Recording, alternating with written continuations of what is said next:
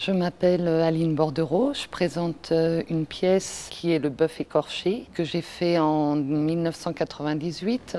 C'est vrai que c'est de la viande puisque c'est plus un animal dans le sens où il a la tête coupée, il est suspendu par les pattes. C'est une carcasse d'animal. Ça fait une petite distanciation quand même par rapport à cette notion de viande, parce que c'est pas encore de la viande, voilà. Parce que pour moi, la viande, c'est quelque chose qui est un peu informe. C'est des fragments de corps. Voilà, c'est des petits paquets de chair disposés, présentés pour la consommation. C'est ça la viande. Et là, c'est plutôt la morphologie d'un animal. À l'époque, j'allais voir un petit tableau au musée du Louvre qui s'appelle Le bœuf écorché de Rembrandt et qui présente une carcasse de bœuf petite, mais en fait très très puissante, très très lourde, qui paraît gigantesque alors qu'elle est dans un tout petit tableau et dans une lumière dorée, une lumière plutôt, on va dire, spirituelle presque, enfin une jolie lumière dorée avec beaucoup d'ocre.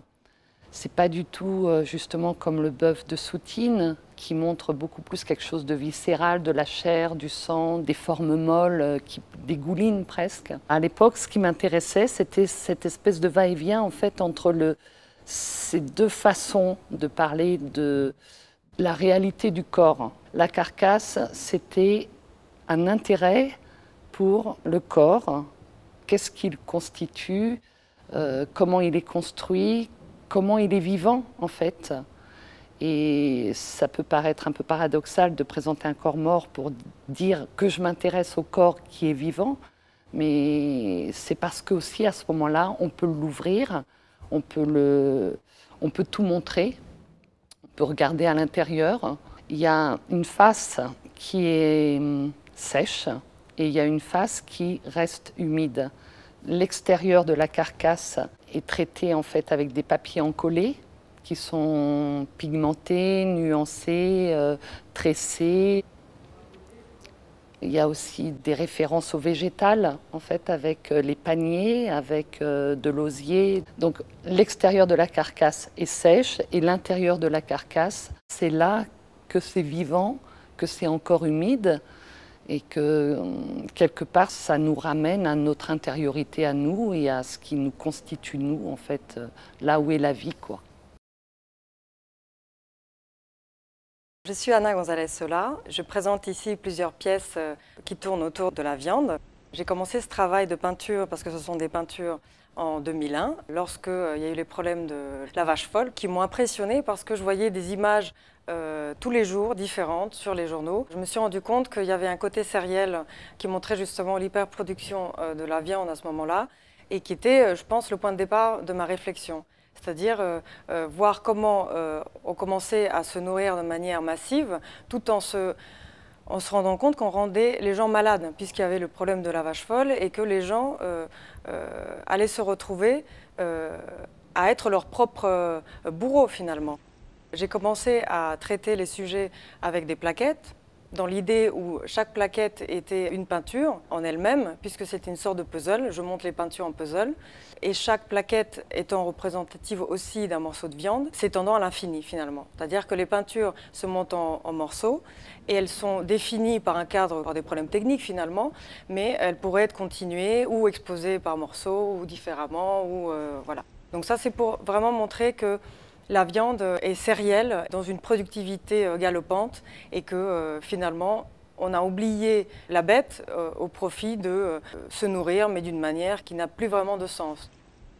J'ai voulu aussi montrer comment on a désacralisé l'acte de tuer une bête et que le rapport homme-bête a été en fait, oui, désacralisé, c'est-à-dire on n'y pense plus, on a oublié. C'est-à-dire qu'on parle du mythe du Minotaure, qui est quand même un peu l'origine aussi de cette démarche, jusqu'à aujourd'hui où les métiers de la viande ont été obligés de s'industrialiser pour pouvoir être compétitifs et l'homme n'a plus de rapport direct au moment de tuer et au moment de préparer la viande pour être transformée en bout de viande dans notre assiette. On a finalement oublié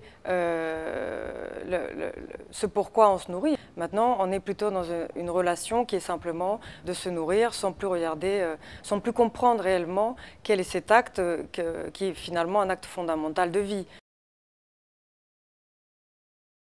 Je m'appelle Clarisse Griffon-Dubélé, je suis sculpteur en taille directe de bois et je présente ici une carcasse de viande en bois de chêne que j'ai fait en 2008. Donc pour moi, parler de la viande, c'était pas parler d'un sujet d'actualité, c'était plutôt quelque chose de plus introspectif. Et je pense qu'à l'époque, c'était une façon de parler de façon détournée de l'humain que j'avais pas encore réussi à aborder de front. Et ce qui m'intéressait dans la viande, c'était à la fois le côté trivial, brutal, le rapport à la mort, le rapport au sang, et en même temps l'espèce de côté magique, vivant, palpitant, qu'on sent malgré tout dans les corps morts, J'étais allée faire un tour à Rungis, j'avais pris des photos, j'avais dessiné d'après ça et tout, et ce que j'ai vu, c'est pas la mort, c'est des bêtes très présentes, pleines, enfin voilà, des bêtes ouvertes ou enfin vidées de leur substance, mais qui s'imposaient bien plus que je trouve les bêtes vivantes. Enfin, plastiquement, il y avait quelque chose que je trouvais vraiment très intéressant à exploiter. Et après ça, je suis passée à l'humain. Et finalement, mon propos avec les carcasses, c'était de dire qu'on est de la viande, nous, et qu'aussi on est comestible. J'ai enchaîné avec un travail sur le radeau de la Méduse et sur le cannibalisme. Je suis une descendante d'un survivant du radeau de la Méduse et que pour moi, c'est une question fondamentale de savoir quel est notre rapport à la viande et à l'humain en tant qu'être pouvant être mangé. Je m'appelle Louis Rigaud, je suis graphiste et illustrateur et je réalise aussi des animations. Je présente un film d'animation qui s'appelle Copier-cloner et qui parle en fait des biotechnologies appliquées à l'agriculture intensive. J'ai pris le choix de faire une animation courte pour qu'elle puisse être vue facilement, diffusée facilement et accessible finalement au plus grand nombre. Disons que le but était de faire passer des notions assez compliquées comme les biotechnologies et il faut trouver la façon de les amener, de les faire comprendre au grand public sans qu'on s'ennuie, sans que ça soit non plus trop vulgarisé. Les petites notes d'humour, elles sont dans l'analogie entre l'informatique et les biotechnologies, où justement les biotechnologies deviennent compréhensibles parce que je l'ai associé à ce monde de l'informatique que tout le monde connaît aujourd'hui. Les dossiers, les fichiers, les compressions, les modifications, les copier-coller qui deviennent copier-cloner. Donc c'est tous ces petits jeux de mots, ces petites analogies qui créent de temps en temps voilà, des petites blagues, des petites anecdotes comme ça, qui titillent aussi le spectateur, qui font qu'on reste captivé par la vidéo. Je voulais travailler sur le clonage, les enjeux du clonage, des biotechnologies, la modification du génome animal. Et j'avais au départ 3 scénarios, un sur les vaches, donc le clonage, un sur les cochons et la façon dont on pouvait se servir de l'organisme du cochon pour développer des organes humains, faire des transplantations entre l'homme et l'animal en fait. Et j'avais un 3e thème qui était sur le coton, plus là sur l'agriculture, voilà, avec le problème des OGM dans l'agriculture, que je voulais traiter à chaque fois différemment. Le coton, je voulais en faire plutôt un site internet avec un aspect évolutif, interactif. Pour le cochon, j'avais eu l'idée aussi d'une autre vidéo, mais la chute n'était pas aussi bonne, alors où c'était plus compliqué de la faire comprendre. Et c'est celui sur l'élevage intensif qui en fait était le plus pertinent à faire en premier. Et je l'ai fait en premier en me disant que j'allais faire les autres ensuite. Mais finalement, c'est celui-là qui a marché et finalement qui se suffisait à lui-même au final, quoi. Au niveau du rythme et de la scénarisation, j'ai refait un peu l'histoire de la naissance de l'informatique en parallèle à l'histoire de l'élevage. Et